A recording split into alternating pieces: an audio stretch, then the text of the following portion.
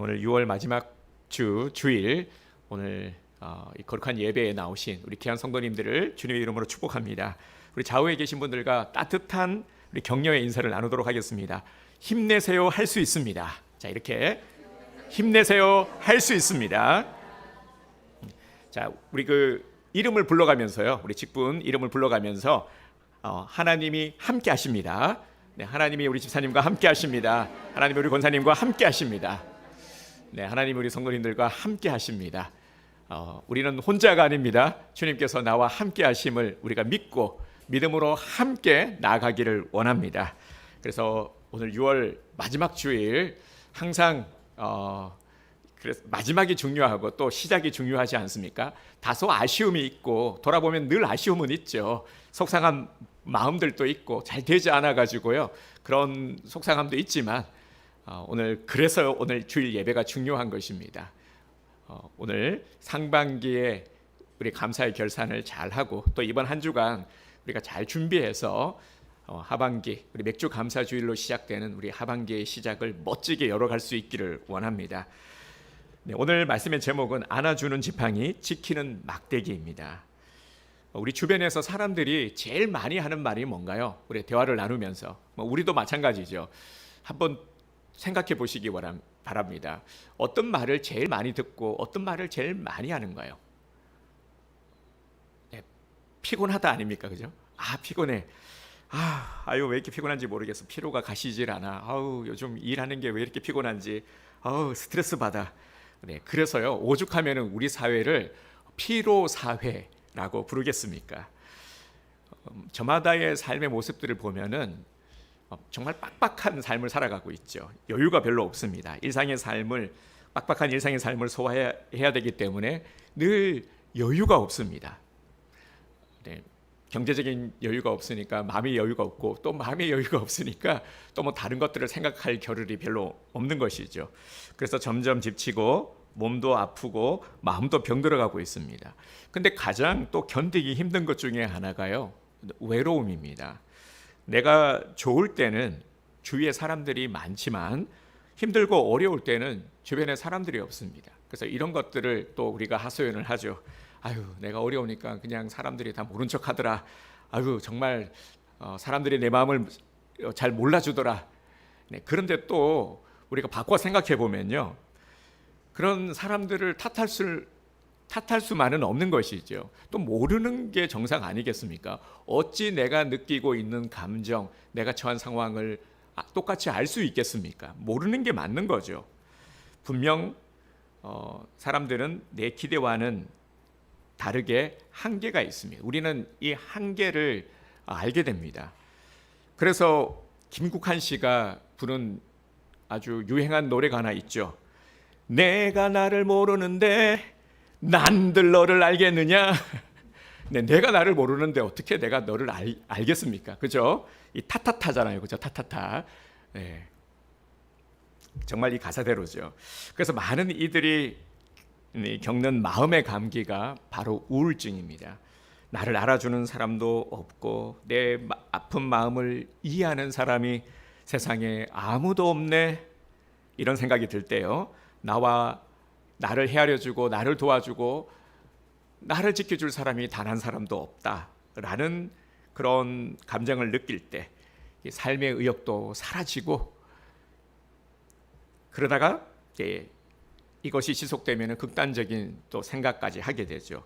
이런 분들이 의외로 상당히 많습니다. 제 주위에도 보면은 이런 우울증으로 인해서 극단의 선택을 하신 분도 계시고요, 이로 인해서 상당히 힘들고, 물론 극복하신 분들도 계시지만 많은 분들이 우리 이제 현대인의 병해서 불면증 또와 함께 또 우울증도 들어가지 않습니까?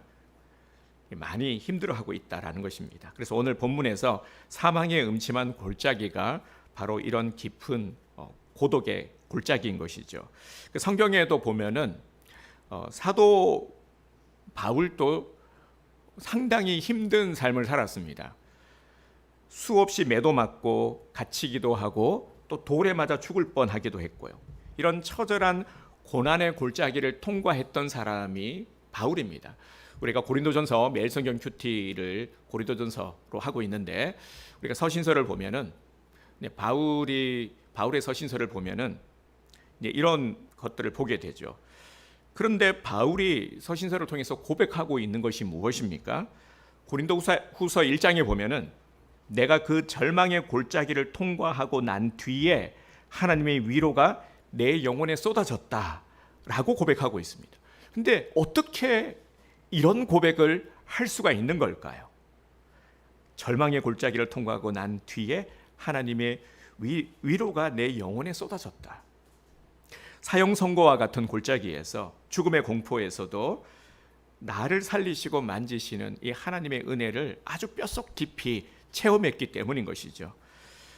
성경의 위대한 인물들, 우리가 부러워하는 인물들, 정말 하나님의 복을 많이 누린 우리 믿음의 선배들 모두가 다 하나같이요, 예외 없이 무너짐의 골짜기를 지나지 않은 사람이 없습니다. 모두가 다 힘든 인생의 여정을 거쳤고 그 가운데 하나님이 주시는 은혜를 뼛속 깊이 경험한 사람들입니다.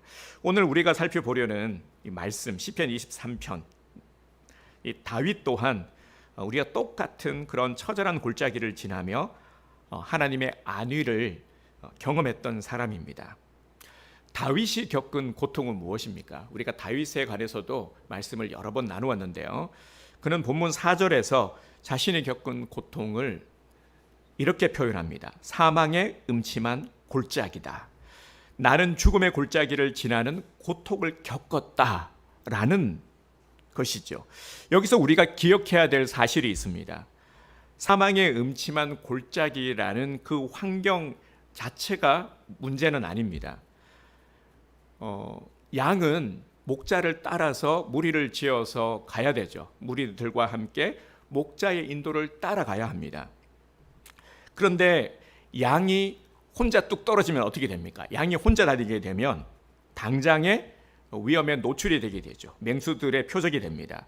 그것이 진짜 사망의 골짜기가 되는 것이죠. 양이 혼자 다니게 되면 말입니다. 한마디로 위험한 거죠. 다윗은 자신이 겪은 고통을 양과 목자의 관계를 통해서 시적 언어로 표현했는데, 왜냐하면 자신이 목동이었으니까요. 환경이 그러했으니까, 자기가 경험한 것들이니까요. 그것이 바로 시편 23편입니다. 팔레스타인에서 양을 치는 목자들은 고민이 많았습니다. 기후 조건이 양들을 먹이려면은 일단 풀이 있어야 되잖아요. 풀이 무성해야 되는데 그리 넉넉지 못했습니다. 그러다 보니까 자기 목장을 아무리 잘 가꿔도 365일 내내 양들에게 충분한 풀을 먹이기에는 부족했던 것이죠. 그러면 어떻게 해야 되겠습니까? 그래서 목자들은 아주 부지런해야 했습니다. 여기저기 다니면서 양들을 먹일 만한 풀이 있는 곳을 찾아야 하는 것이죠. 그 목자가 해야 될 가장 중요한 일이 바로 풀을 찾는 것입니다. 확보하는 것입니다. 풀 있는 곳을 잘 찾는 목자가 유능한 목자인 것이죠. 근데 양을 끌고 가다 보면은 늘 언제나 평지만 있는 것은 아닙니다. 때로는 험난한 골짜기도 지나가야 되고요. 깎아지른 듯한 절벽이 있는 아주 위험한 곳을 지나가야 될 때도 있습니다. 근데 여기서 선한 목자와 이제 사꾼 목자로 갈라지게 되죠. 사꾼 목자는 답사를 안 합니다. 앞서도 말씀을 드렸지만 목자는 풀 있는 곳을 미리 답사를 해서 확보를 해야 되잖아요. 그러기 위해서는 여기저기 다녀봐야 됩니다. 가서 풀이 있을 만한 곳을 미리 가보고 있으면은 거기로 양들을 데리고 가면 되는 것이죠. 그래서 부지런히 답사를 다녀야 됩니다. 그런데 사꾼 목사는 답사를 하지 않는 겁니다. 그냥 감으로 임시 방편으로 데리고 가서 있으면 먹이고 없으면은 많은 거죠. 그래서 뭐 풀 한 번 안 먹는다고 뭐 죽지 않아. 뭐 괜찮아. 뭐 내일 먹이면 되지 뭐. 이런 마음입니다. 그러나 선한 목자는 전혀 다르죠. 아무리 험한 산지로 간다고 하더라도 먼저 가서 꼼꼼하게 답사를 다녀옵니다. 내 양들을 이리로 데리고 오면은 괜찮을지를 확인하는 것이죠. 다 살펴보는 것입니다. 그런데 선한 목자라 할지라도 아주 위험해 보이는 골짜기를 지나갈 때가 있습니다. 왜 그럴까요?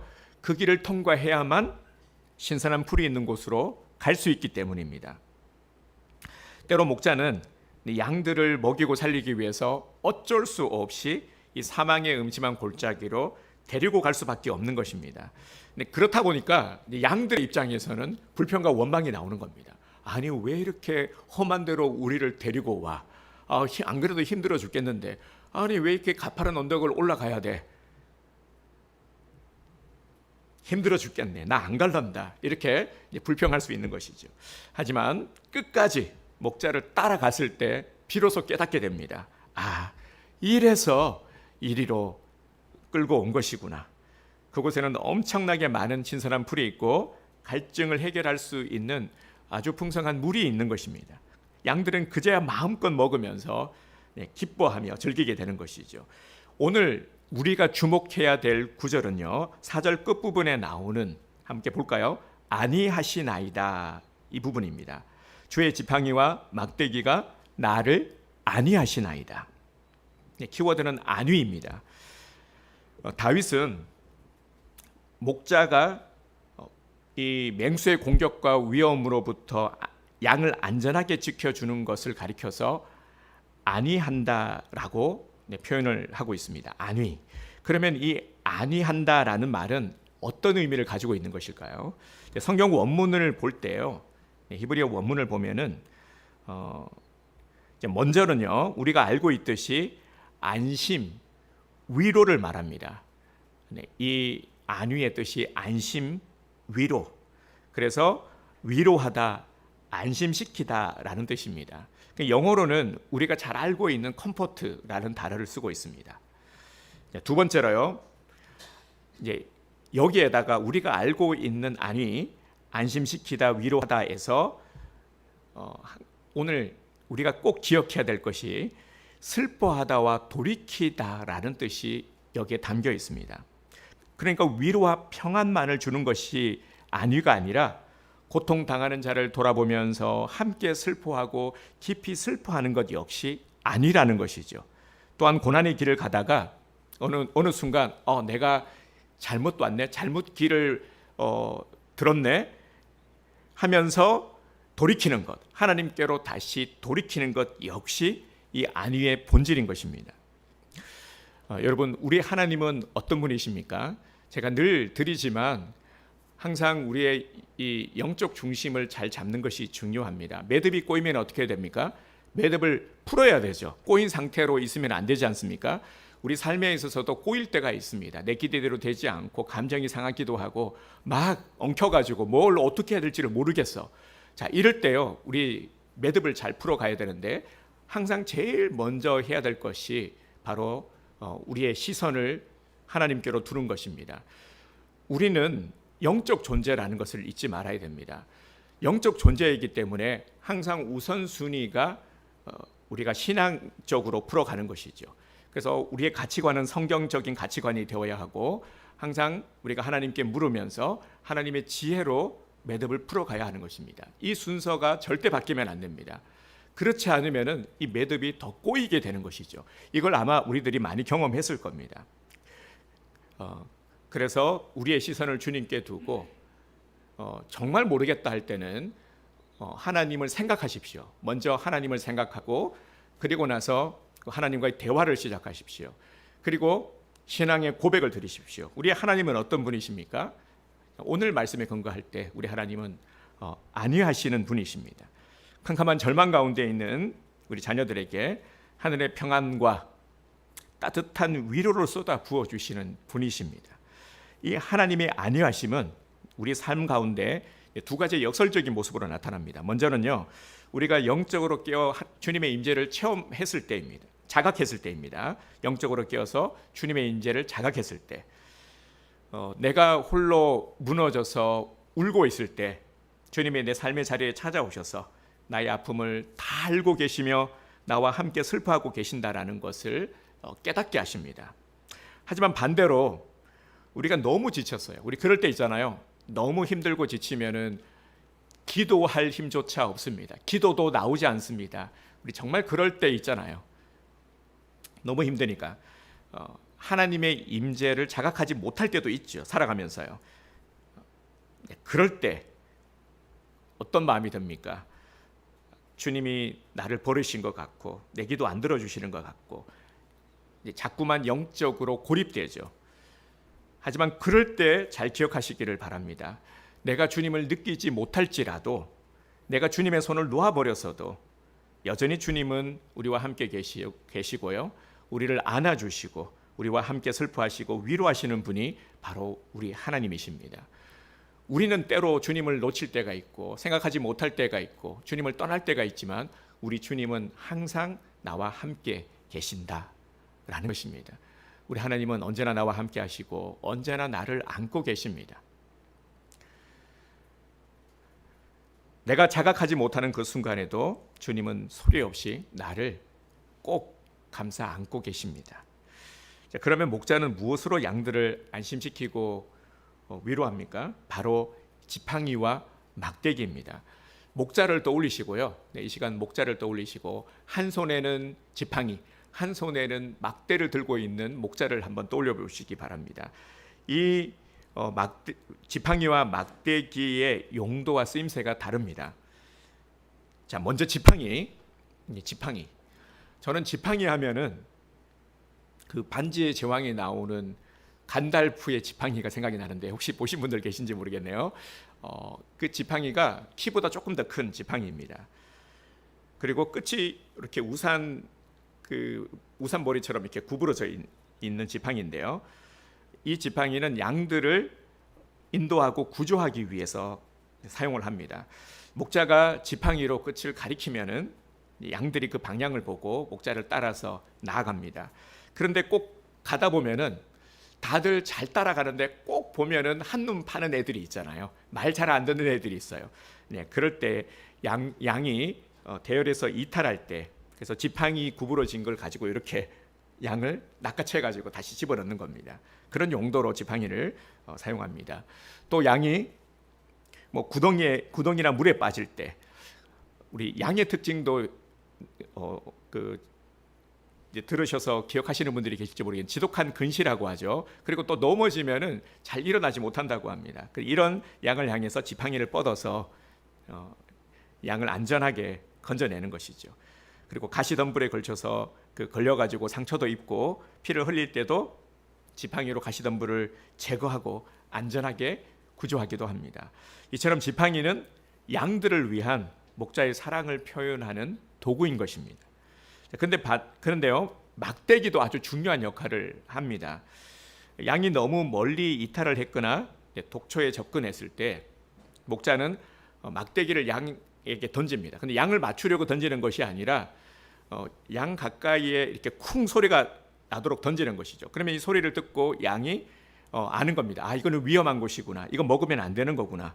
쿵 소리를 내면 위험하다라는 경고를 하는 거죠.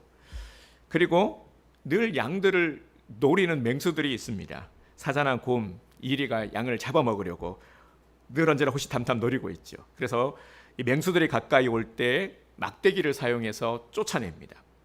그 막대기를 만들 때요, 나무의 뿌리 부분을 이용해서 만드는데 끝이 단단한 그 옹이가 있어서 맹수들을 공격하는 거죠. 그래서 그 다윗 같은 경우에도 양들을 지키기 위해서 그 막대기로 맹수들을 죽이기까지 했죠. 다윗은 이 지팡이와 막대기의 경험을 가지고 확신 있게 선포하고 있는 것입니다. 자, 우리 다시 한번 4절의 말씀을 함께 한 목소리로 선포하도록 하겠습니다. 내가 사망의 음침한 골짜기로 다닐지라도 해를 두려워하지 않을 것은 주께서 나와 함께 하심이라. 주의 지팡이와 막대기가 나를 안위하시나이다. 아멘. 네, 다윗이 믿음의 길을 가다가 참으로 어려운 일들을 많이 만났습니다. 어렸을 적에는 홀로 광야에서 맹수들로부터 양을 지켜야 했고요. 청년 시절에도 아주 유명한 일화가 있죠. 골리앗을 무너뜨리고, 그래서 이스라엘의 영웅이 되었지만 사울 왕의 이 지독한 시기와 질투로 인해서 도망을 다니는 신세가 되었습니다. 그리고 노년 시절에 또 아주 정말 너무나도 큰 상처를 입었죠. 친아들 압살롬이 반역을 했습니다. 이런 것들을 경험했어요. 다윗도 보면은 일생을 보면 참 하나님께서 귀히 여기셨고 많은 은혜의 복을 주셨지만 또 반면에 다윗만큼 상처와 아픔과 고통을 많이 받은 사람도 없습니다. 이때 다윗의 심정이 어떠했을까요? 마음이 너무 우울해서 아마 죽고 싶다라는 극단의 그런 생각도 했을 겁니다. 하지만 그때 목자 되신 주님을 찾았더니 그 사망의 늪에서 자기를 꺼내 주셨다라고 간증하고 있는 것이 시편입니다. 그래서 시편은 다윗의 일생의 신앙의 고백이 간증이 잘 담겨 있는 아름다운 말씀이죠. 시편입니다.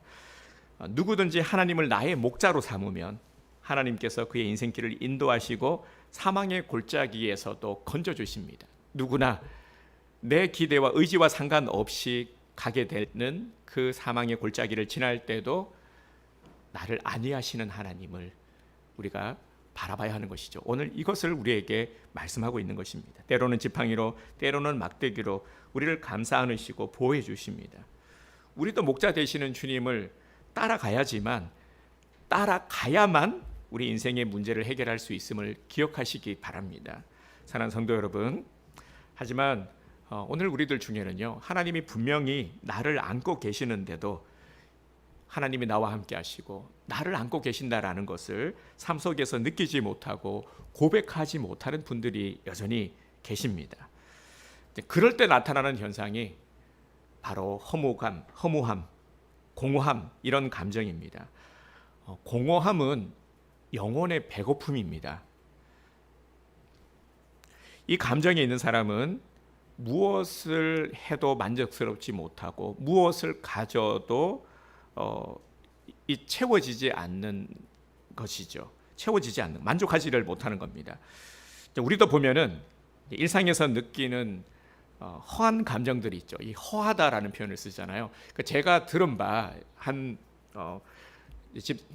남자 집사님이 그러시더라고요. 딸을 시집 보내고 나서 딸이 쓰던 방, 짐을 다 빼고 비어 있는 빈 방을 보면서 막 울컥했다라는 거예요. 이 마음의 허전함을 느꼈다라는 거예요. 그러면서 저한테 그러는 거예요. 목사님도 나중에 느껴보시면 아시겠지만 굳이 왜 그런 말을 생각하게 되잖아요. 또 그런 게 허함인 것이죠. 그리고 또 우리 이제 경험해 보신 분들도 계시겠지만요. 퇴직을 앞두고는 늘 입버릇처럼 말하잖아요. 아유, 빨리 이놈의 회사 빨리 퇴직하고 내가 좀 편하게 살란다 하면서도 막상 퇴직하고 나면은 그렇게 허하다고 해요. 정말 그렇게 자유가 주어졌고 이제 마음대로 할 수는 있지만 마음이 너무 허하다라고 합니다. 이런 것들도 우리가 경험하게 되죠. 큰 어떤 어려움을 겪고 나서, 병도 마찬가지죠. 그런 어떤 큰 시련을 겪고 나서의 삶이 또 무상함을 느끼기도 합니다. 삶에 우리 구멍이 뚫린다 그러잖아요. 구멍이 뚫린 것처럼 그런 허한 마음이 찾아오는 것이죠. 근데 이 허무한 마음을 어떻게 우리가 채울 수 있을까요? 분명한 것은 세상의 것으로는 채울 수가 없다라는 겁니다. 쇼핑도 하고요, 여행도 하고, 지인들과 열심히 만나서 수다도 떨면은 뭐 좀 나아지는 것 같기는 하지만 그렇다고 해서 해결이 되는 것은 아니거든요. 좀 지나면은 그때는 좀 괜찮은 것 같은데 또다시 텅 빈 느낌이 듭니다.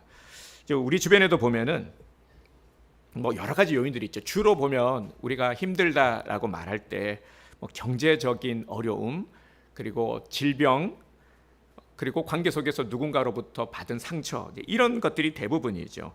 그래서 웃음을 잃어버린 분들이 많이 계십니다. 불안함과 초조함 속에서 살아가는 이들에게, 바로 이런 우리들에게 가장 필요한 것이 바로 목자의 따뜻한 위로입니다. 여러분, 지금 하나님을 한번 생각해 보십시오. 정말 조금이라도 이런 마음들이 있다라면, 나도 결핍이 있고 또 여러 가지 어떤 허한 마음도 있고 어떤 일로 인해서 지치고 피곤하고 다쳐진 마음이 있다라면 하나님을 한번 생각해 보시기 바랍니다. 네, 생각하셨습니까? 근데 말씀의 가장 큰 효과가 뭐냐면요, 하나님을 다시금 생각하게 된다라는 것입니다. 여기에서부터 회복이 시작이 되는 것이죠. 우리의 시선이 이동을 하게 되고, 문제와 우리가 땅 아래에 머물러 있던, 문제에 머물러 있던 우리의 시선을 이제 하나님 주님께로 옮기게 되는 겁니다. 하나님을 바라보면서, 그리고 주님의 말씀을 들으면서 위로가 임하고 또 치유가 임하고 회복이 되는 것을 경험하게 되는 것이죠. 그래서 많이 생각해야 됩니다. 우리가 삶을 살아가면서 제일 먼저 놓치게 되는 것이 바로 하나님을 잃어버리는 거죠. 하나님을 생각하지 않는 것입니다. 우리 하나님은 우리를 위로해 주시는 분이십니다. 우리가 채울 수 없는 것을 채워주시는 분이십니다.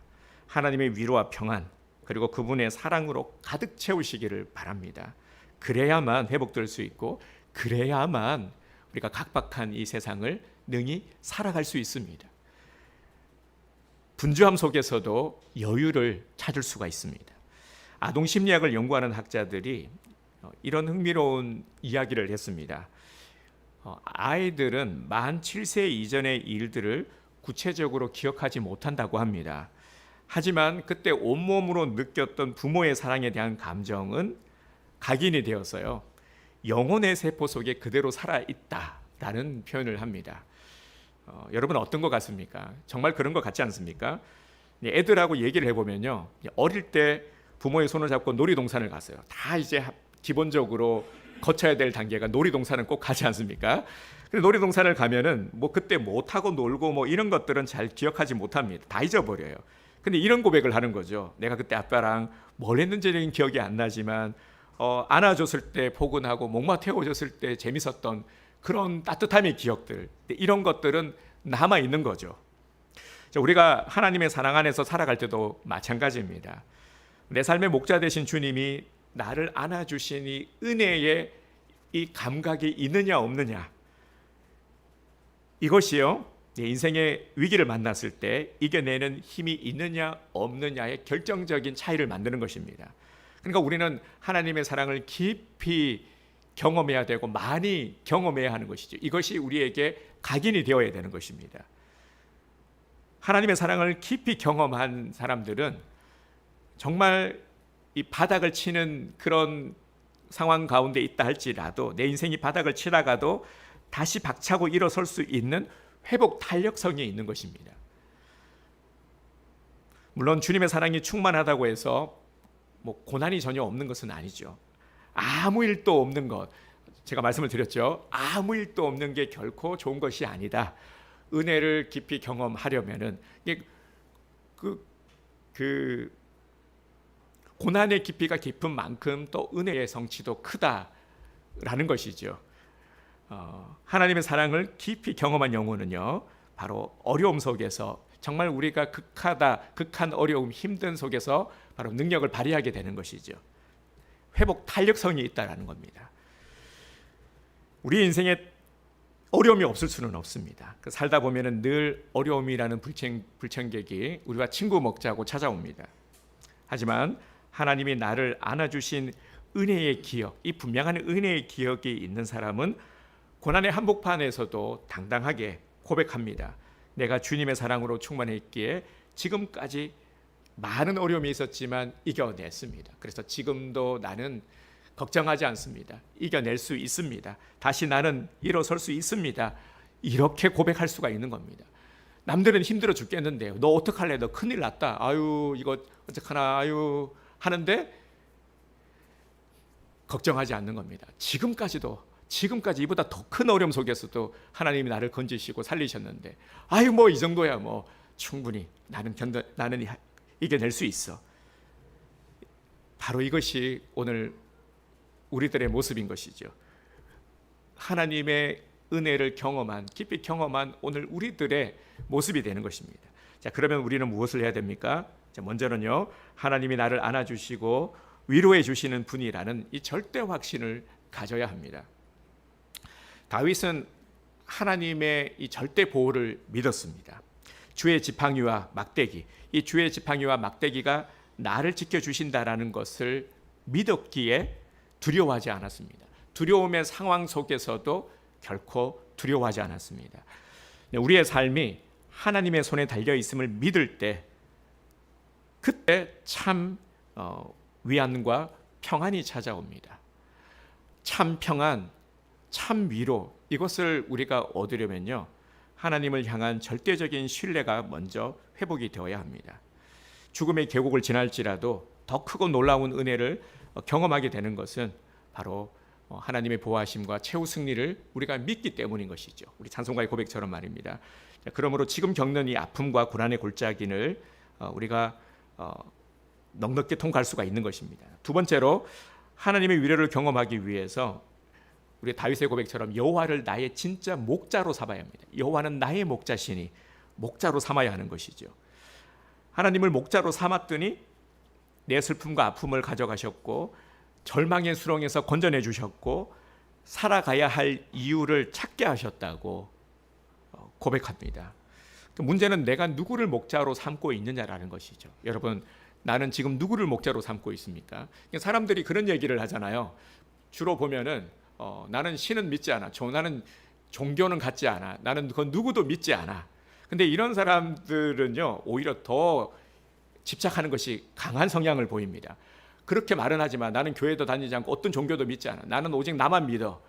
나만 믿는 게 정답인 거예요. 집착이 강합니다. 그래서 돈이나 본인이 믿고 있는 돈, 지식, 명예 하면은 가장 대표적인 사람들이 정치인들이죠. 얼마나 이 명예욕이 강합니까? 오죽하면요, 제가 봐도 지독해요. 30년 전에 출마했던 사람이 아직도 나오잖아요. 그러니까 이 못 버리는 겁니다. 한번 그 명예욕을 보면은 계속 그러다가 또 나오고 그냥 다 잃어도 다시 또 나오고. 왜 그럴까요?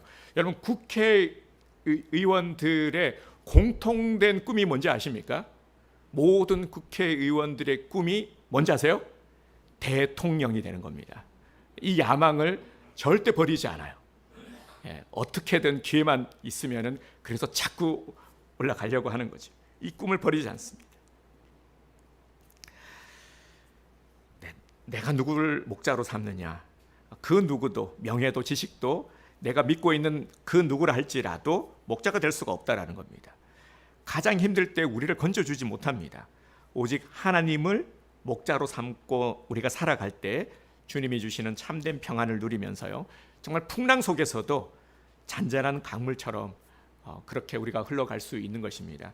우리 찬송가의 가사 중에서 우리 이따가 함께 찬송을 할 텐데, 내 평생에 가는 길 순탄하여 늘 잔잔한 강 같든지 큰 풍파로 무섭고 어렵든지 나의 영혼은 늘 편하다. 아멘. 바로 이 고백 그대로입니다. 자, 세 번째로요, 고난이 아니라 목자 되신 하나님께 초점을 맞추고 시선을 고정해야 합니다. 기쁠 때나 슬플 때나 하나님이 나와 함께 하신다라는 것을 잊지 말고, 이것을 생각하는 것만으로 우리는 위로를 받을 수 있습니다. 어떤 어려운 것이 아니라, 뭔가 우리가 번거로운 어떤 일을 해야 되는 것이 아니라 하나님을 생각하는 것, 우리 하나님이 어떤 분이신지를 생각하고 입술로 고백하는 것, 이게 신앙의 고백이죠. 그렇게 될 때에 우리 안에서 위로가 임하는 것을 경험하게 됩니다. 그리고 나서 선포하시길 바랍니다. 저를 한번 따라서 해주시기 바랍니다. 하나님은 나의 위로자이시다. 지금 하나님은 나와 함께 계신다. 하나님은 나를 안아주신다. 아멘. 네, 매일매일 외치시길 바랍니다. 하나님은 나와 함께 계신다. 나는 혼자가 아니다. 하나님은 나를 안아주고 계신다. 하나님은 내 손을 붙들고 계신다. 하나님은 나를 도우신다. 나를 되게 하신다. 나는 할 수 없지만 하나님은 나를 되게 하신다. 계속 외치시길 바랍니다. 그러면 이겨낼 수가 있습니다. 우리 하나님은요, 홍해도 가르시고 요단강도 가르시는 분이십니다. 내 삶에 막힌 그 어떤 문제라고 할지라도 능히 해결할 수 있는 분이십니다. 자, 그런데 이런 거죠. 홍해를 가르칠 수 있는 하나님인데 홍해가 안 갈라지는 겁니다. 내 앞에 바다가 안 갈라지는 거예요. 하지만 이런 믿음이 필요한 겁니다. 갈라지지 않는다 할지라도 주님께서 나를 붙잡아 그 거친 바다 위를 걷게 하실 것을 믿는 것, 하나님의 능력을 믿고 하나님의 방법을 전적으로 신뢰하는 것, 이것이 바로 위대한 신앙입니다. 거듭 말씀을 드리지만 우리 하나님은 나보다 나를 더 잘 아시는 분입니다. 당연하죠. 나를 지으신 이가 하나님이시니까요. 나를 지으신 이가 나를 가장 잘 아십니다. 그리고 주님은 나를 위한 모든 계획하심을 가지고 계십니다. 그래서 우리는 계속해서 물으면서 확인하며 나아가야 하는 것이죠. 우리는 한계가 있습니다. 내일 일을 알지 못합니다. 하나님께서 그렇게 우리를 겸손하게 하셨습니다. 왜냐하면 우리를 위해서요. 내일을 안다고 해서 결코 이것이 우리에게 유익이 되지 않는다라는 것을 우리는 조금만 생각해 보면 알 수가 있습니다. 그런데 우리는 자꾸만 알려고 하죠. 알려고 하고요. 어떻게든 알려고 하고요. 근데 그것이 결코 우리에게 도움이 되지 않습니다. 이번 한 주간을 우리가 살아갈 때 무너진 환경을 바라보지 마시고요. 자꾸만 어떤 현상 문제들에 매여 있지 마시고요. 나를 아니하시는 하나님께 시선을 옮기시기를 바랍니다. 주님께 시선을 두시기를 바랍니다. 사망의 은심한 골짜기를 다닐지라도 주의 지팡이와 이 막대기의 파워를, 이 막강한 파워를 경험하시기 바랍니다. 그래서 마침내 승리해서 이렇게 선포하는 거죠. 주님께서 나와 함께 하셨기에 승리했습니다. 나는 승리했습니다. 주님이 나와 함께 하셨기에 나는 이겨냈습니다. 이것이 간증이 되는 것입니다. 참 멋지게 간증할 수 있는 우리 온드림 교회 성도님 되시기를 주님의 이름으로 축복합니다.